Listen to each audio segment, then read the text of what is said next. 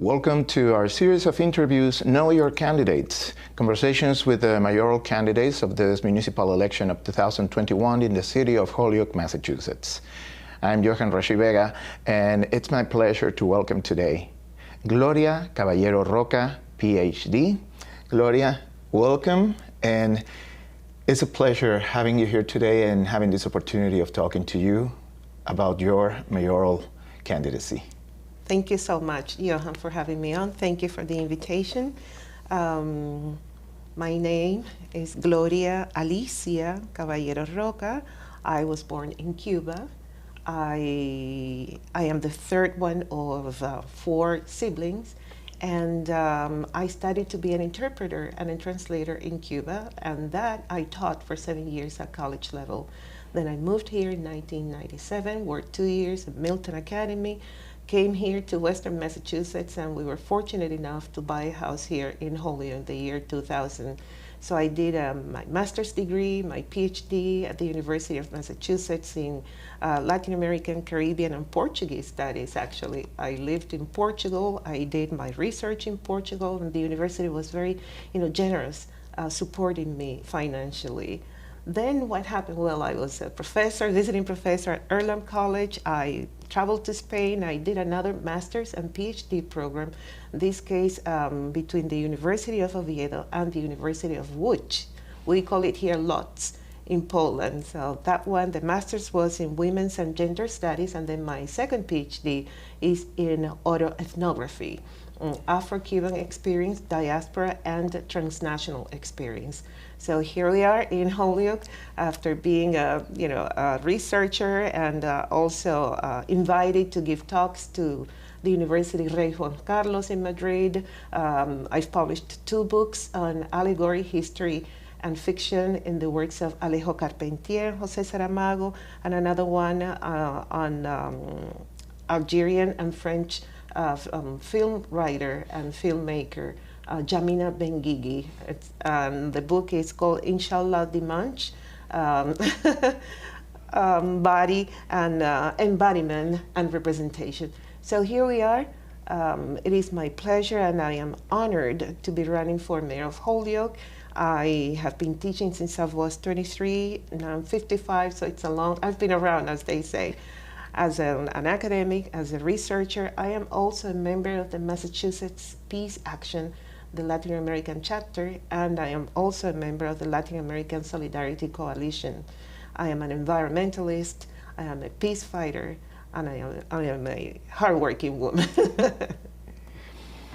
And all of a sudden, you decided to run for mayor of the city of Holyoke. How this decision came up? What made you say, I need to do this? Mm-hmm. Well, living here for 21 years now, and time flies, I have seen this city go up and down. It's like a roller coaster, but never so up that is inclusive, and always down, leaving so many of us behind. I noticed, especially during the past summer, when the Black Lives Matter people, took to the streets, and I saw that it's not only one issue that we all want to solve as a community, as a people. I saw more than that. I saw everybody, all the races, all the identities, calling for justice for all, you see. And that justice for all must include also justice for Black people, for African American, for people like me who identify as Afro-Cuban and Caribbean, Afro-Caribbean. So if that is a call that has to be collectively faced, it's a process that comes after you get to a realization that only united will we be able to acknowledge our common humanity. Then I decided this is what is missing in my city. We have people struggling with unemployment. We have people struggling with mental health and addiction. We have homelessness. We have people struggling to pay their rent and their mortgage. And yet, I don't see an inclusive representation in the governance of my city. I have seen people struggling with disability. What are we doing now, especially in the middle of a pandemic? Especially now we're facing a climate crisis that is going to bring us, all of us, down What are we doing?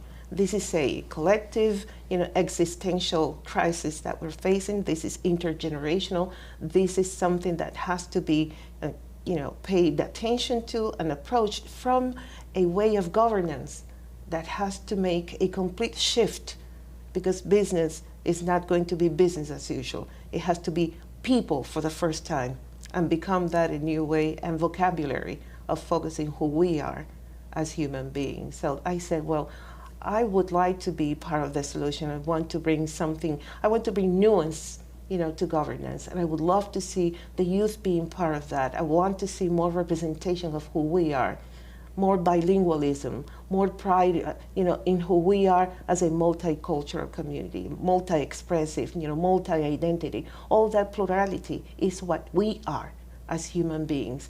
That's why I decided to run. Gloria, you bring a lot of opportunities in regards of your skills, your knowledge, and your experience to masters, to PhDs. Yes. The perspective of someone who is also an immigrant, who has experienced multicultural environments in different places in the world. And while this is already being stated, how will you think all this experience and all this knowledge could be applied towards being the mayor of Holyoke should be elected? What do you bring to the table? Yeah, that's a wonderful question. What do I bring? I first said, well, I was born in Cuba. Cuba has been living under, an economic embargo for 60 years. And during my life in Cuba, which was 30 years, I learned, I'm still learning, that we have to live with what we have and prioritize what we really need. Here in the States, when I came, I noticed that, well, it's a culture of throwaway society. People indulge in just buying and throwing it away and not recycling. And then that's what I bring. The need to just focus on what we need and not the need to just throw away and being valued as a consumer and not as a human being, as a citizen. I also bring my experience from Cuba, which is an urban or a city arrangement where the doctor and the nurse, they live on the block, the same block with the neighbors. If you miss an appointment, they go to your house. Hey, what? So I want to see that here. That community engagement between, the sciences and the people and the providers with the patients, with their clients, whatever you want to call, but that communication is important, is vital. I've been a teacher since I said, since I was 23. I learned to be a good listener. I learned to be a good problem solver, a troubleshooter. I learned how to motivate, people around a topic, so just to find different solutions to one problem. I learned to just say humble and say, I don't understand, can you explain? Oh, please, I need help. Or can we share that platform so more people can participate? That dialogue, that communion is like I've been calling, well, this is my spiritual journey. This is a moral and ethical journey that I would like all of us to embrace in dialogue, in cooperation, in collaboration, and in inclusion. What I bring also is this kind of nuance to governance where winners take all has to be a taboo, an anathema. Someone who wins the mayoral office should take into account that the other candidates had people who voted for them, and that their voices should be included in decision making.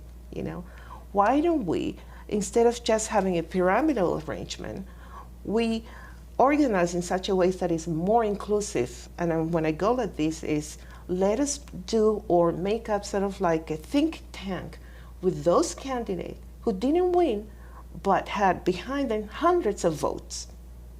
And those of our fellow citizens can have their ideas also heard inside the city hall. So that is much more a democratic way of governing, and not just one point of view. This is what I bring to the city of Holyoke. inclusion, equity, democracy, love. And people say, well, that should be, what kind of love? This is radical love. And radical love understands as a taboo all the isms, all the identity things that those social wages divide us.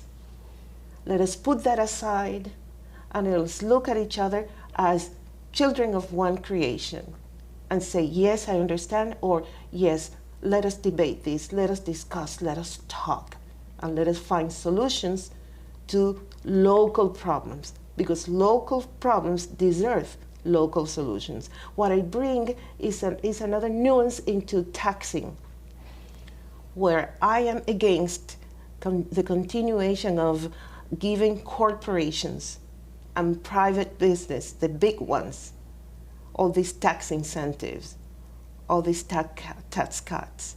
Why don't we shift, towards providing that to small businesses, local enterprises, focus in the small and not the large, because that is what is being consuming us as human beings. We are not relating to each other. When we invest in corporations, our dollars are not spent inside our community. But when we invest in local, in the small, the dollars circulate at least 5 times inside the community. There's loyalty, there's continuation. And people take pride of who they are and what they do for the community, because the city is giving them something so that they can give back to their community. So that ecosystem, of radical love, of person to person, of communication, of just being out there, would need less policing, because people would be commingling, talking, eating, drinking, going to the theater. With after-school programs, there's a social sanction when people are in the streets.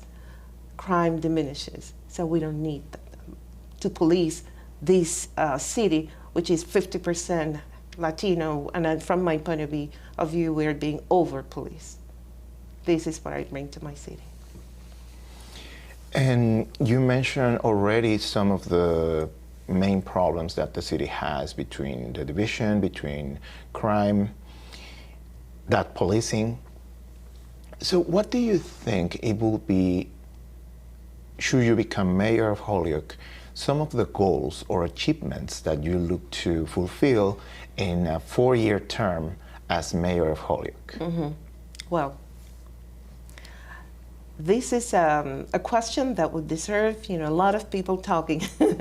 I'm figuring out, but it's a question now addressed to me. I will start by just implementing a big call for education. And education is not only just building a new school. What about the human infrastructure? What about the social determinants?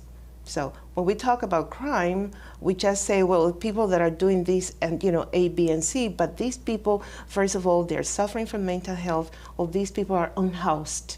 When we house people that are homeless, then part of the crime, is taken care of, because that's one part of their problems.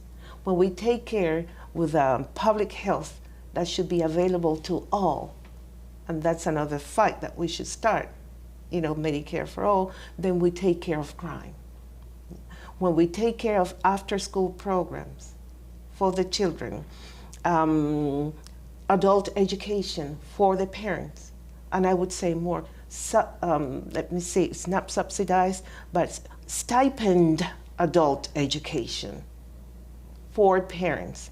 Those parents who are here and still haven't been able to learn the language because per force they have to work 2-3 jobs.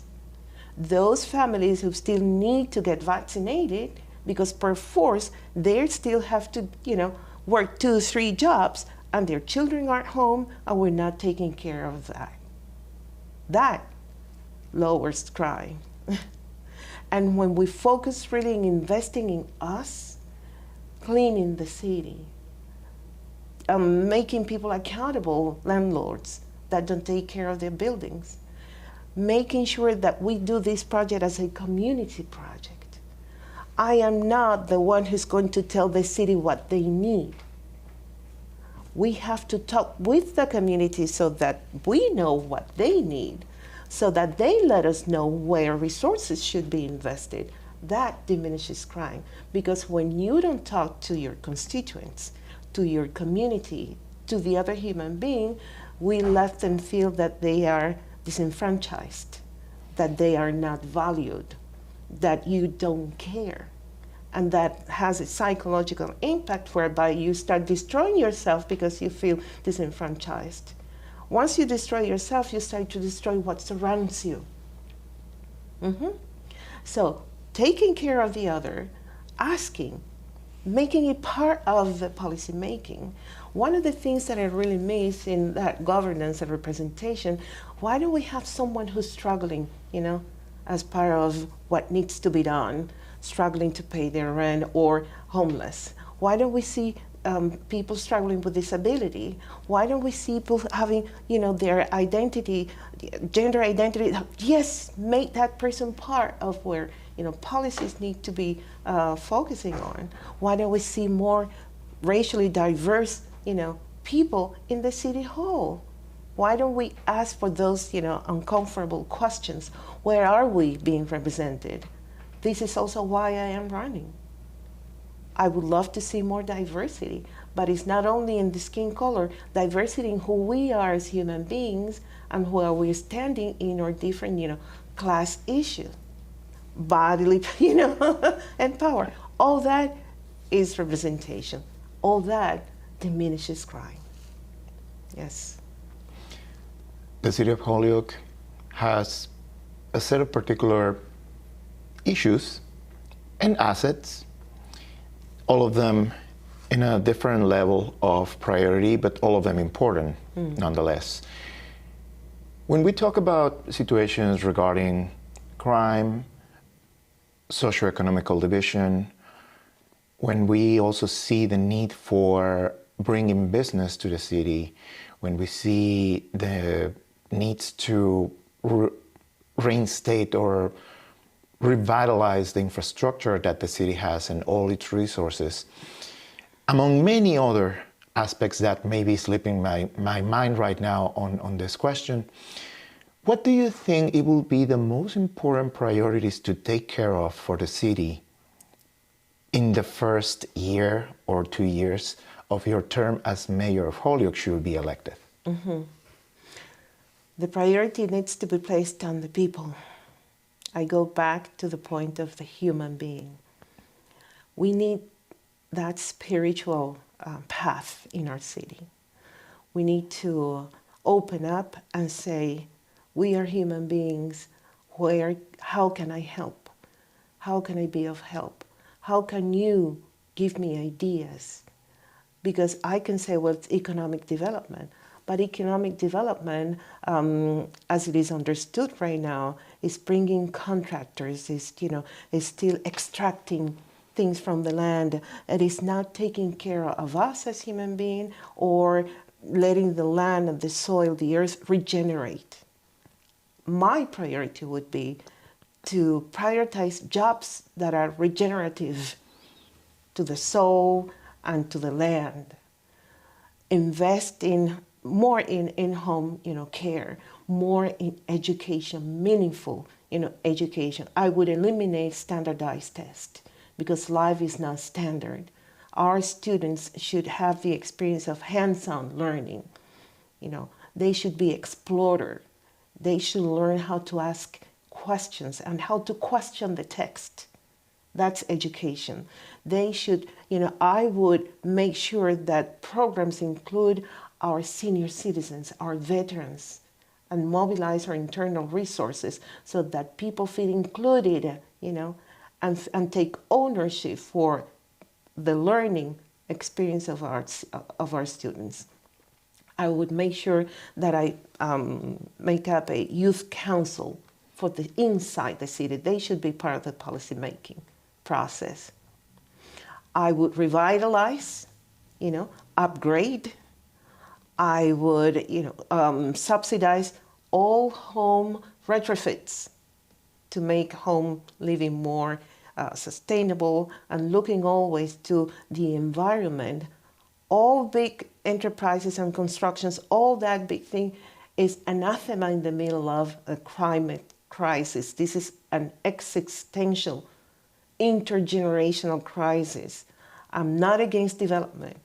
We could develop, in smaller scale, just making sure that it is meaningful to all of us. So I guess my first 100 years would be that of teaching, a new culture for my city and for myself, and start to introduce new ways of speaking, and that language needs to change for more love, more inclusion, more respect, more consultation. That takes time, but we should start somewhere. Something that comes to my mind by listening your answers is that you are proposing a campaign that is based on unification. Mm-hmm. And with that also comes some of the perceptions that are being placed when especially a new candidate shows up especially for mayor. And you have been referred as a transplant, and certainly someone who has a different perspective, someone who definitely has been interesting to learn from. And this brings to my mind, Holyoke has a history of being a community made by immigrants. Mm-hmm. Yet it seems that sometimes people forget about that. Mm-hmm. And this influx of people coming from different backgrounds, different places in the world, different cultures, is still happening. Mm-hmm. How do you think, based on this unification that you propose, it could utilize this amazing assets of people mm-hmm. from different backgrounds and cultures, languages, mm-hmm. and experiences to come together and make the city to pretty much re-emerge and to show all the beauty that makes the whole community a diverse one? Mm-hmm. Yes, it is a process. And this brings me back to my international experience. What I have lived, when I'm outside the United States and then when I go back to Cuba, is that as different from here, is that we don't have housing segregation. We do have it here in Holyoke. Housing should be of mixed income housing. Different people living together with different backgrounds. So we start living, our whole human potential and experience different ways of being human together. That's one thing. Another thing is that now that people talking about gentrification, I am not against development. I am against segregation. And this is one of the aspects that I have seen segregation always takes. Instead of only bringing people who have assets and means to buy property, why don't we give everybody the opportunity to live together in spaces where there's not a concentration of wealth and then another concentration of people who are disadvantaged. Mm-hmm. Let us spread that possibility throughout the city. That's one way of coming together. Another way of coming together is make people's voice heard. We live in a city, in a society where it is structured towards whiteness. And whiteness doesn't mean necessarily that you have to be white, but this is a mind frame. It's a theory. It's a psychological way of being. It's power structure that is thought of to keep some oppressed and other just enjoy the fruits of the system. When you have that as a systemic way of looking at life, at life and of living only through one lens, then we have division. We have to, just throw away that systemic racism and give all of us the same opportunities. People call that privilege. Some people get uncomfortable when you say white privilege, but I will not use it, not to make people uncomfortable. But it is true that some people enjoy more opportunities than others, given the color of their skin, given their opportunity to go to college, given their opportunity to have means to aspire to think about the future.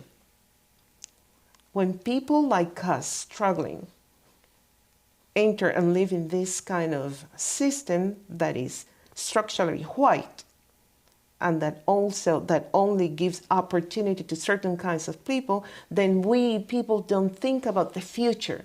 That's why it is hard for us to go out and vote. It's hard for us to just plan ahead, a year, 2 years, ahead, because we're living in our daily basis, daily struggle. We don't have the opportunities that others are enjoying to just indulge in making plans ahead. Share that platform of opportunities. Bring people's voices together. Make people accountable. When we bring them together, and I share that opportunity, you own your lack of responsibility and you have someone to answer to why. But since you're not being part of, this big project, you're not giving opportunity. You're not giving any responsibility. And you just say, I'll live my day today, my daily life, I'm struggling.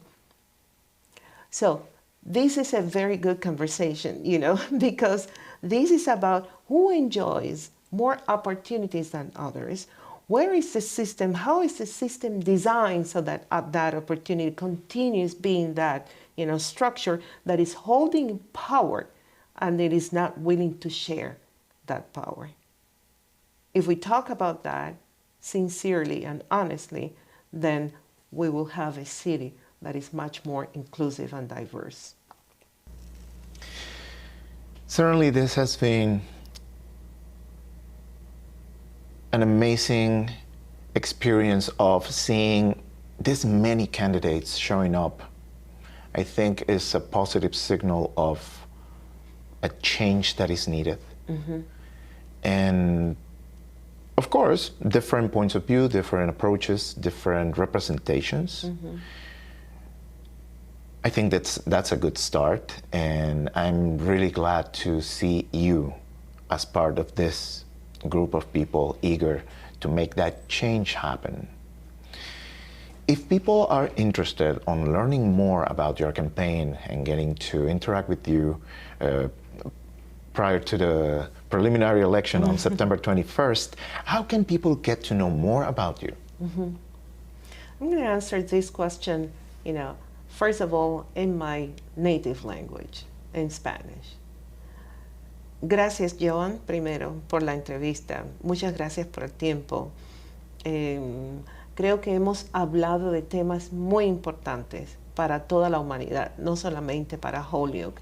Y espero que este mensaje de amor, de unidad, de colaboración, de comprensión, este mensaje de descolonización, sea un ejemplo de cómo podemos apropiarnos de espacios que por lo general dicen que están vedados para gentes como nosotros. La gente puede saber más sobre mí, mis estudios, mi plataforma a través de mi página web gloriaforholyoke.org o también en la página de Facebook Gloria Caballero Roca. Tenemos también mi correo electrónico gloriaformayor@gmail.com. Déjame ver qué más y nada. Siempre recordando que estamos en tierra de indígenas. Es como podemos también mantener un espacio común de comprensión y respeto. So people, thank you so much for the time and the opportunity.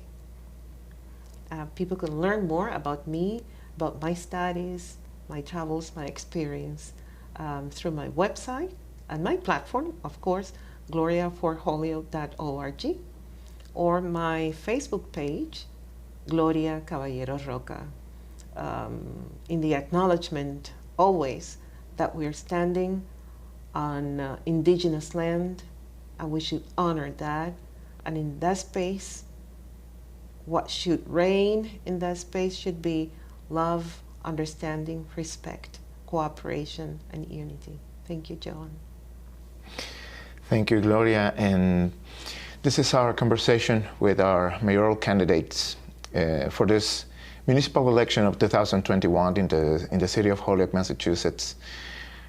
Gloria Caballero Roca, PhD, talking about her campaign, about the priorities and different issues and aspects that are important to discuss and to know about for her as candidate, as well as the 6 other candidates who are also running for mayor. Any last remarks you would like to make? Well, recuerden, el día 21 de septiembre son las primarias. Vamos a votar por nosotros todos, vamos a votar por el cambio en esta ciudad y por salvar el medio ambiente. Y el día 2 de noviembre, si Dios quiere, pues también serían las elecciones. Remember, please go out and vote September 21st. Let's vote for all of us. Let's vote for a change. Let's vote for the acknowledgement that there is a climate change. And also, God willing, let's vote on November 2nd. Thank you so much. Thank you so much, Gloria. And with this, we conclude this interview, part of the series, Know Your Candidates. I'm Johan Rashi Vega. You're watching Holyoke Media.